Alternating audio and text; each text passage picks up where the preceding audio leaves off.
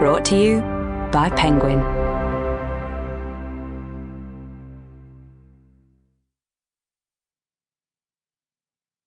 The Wasp Trap by Mark Edwards. Read by John Hopkins and Anna Burnett. Prologue. July 1999. It was the last Friday in July, and I was trying hard not to panic about the deadline when Lily made the suggestion that would change everything. "I've had an idea," she said, in that measured tone of hers. "I want to devise a test that will tell us if someone is a psychopath." There were only 3 of us left in the library: Lily, Sophie, and me. The others had gone outside to smoke or get some air while we carried on working, though at least we were cool in that dark-panelled room that the sun barely touched.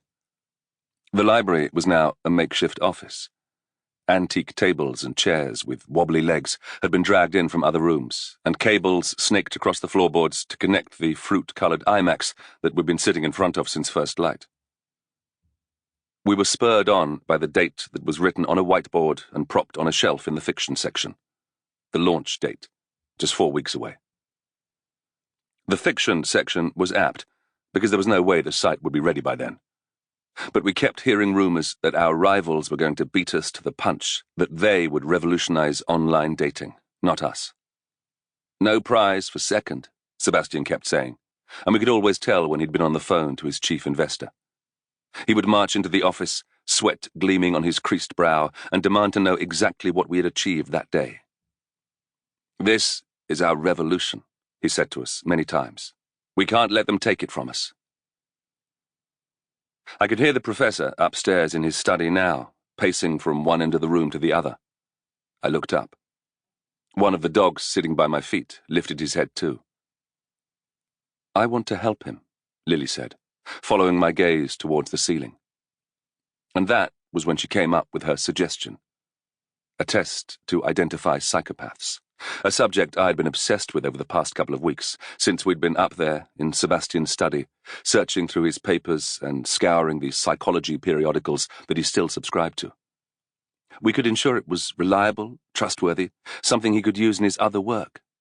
What do you think? Will? Sophie? A test. Hadn't we done enough of those this summer? I'd been tested before I even met the professor, and since coming here to his house, I'd spent hours in front of the computer, completing questionnaires, trying to figure out how much I agreed or disagreed with statements like, "I feel comfortable around strangers." "How would you go about it, Lily?" That was Sophie. She was seated across from me, leaning forward with her elbows on her desk, her wavy black hair tumbling around her face. A face I found it hard not to stare at. Lily smiled. "I haven't quite figured that out yet. I'll have to make sure it's not easy to fool."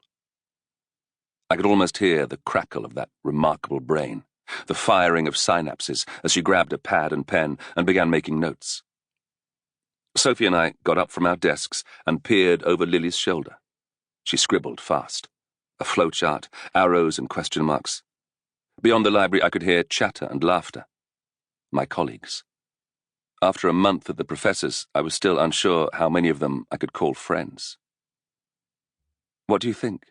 Lily asked, when she'd finished making notes. I picked up her notepad and tried to make sense of it.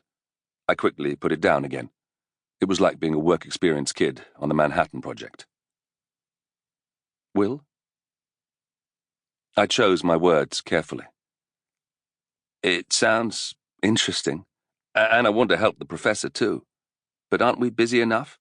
Everything we're here to do, our stock options, all of it, we're already running out of time." She had the smile of a benevolent dictator. "It will be fine. I have the capacity, Will. I'll base it on the same algorithm we're using for the site. It's just another form of psychometric testing, really. And if I can't pull it off, we won't have lost anything." A pause. "So, shall we do it?" I caught Sophie's eye, thinking about another test we'd taken and the results it had spat out, and I wondered if that would ever lead to anything, or if work and pressure... Sample complete. Ready to continue?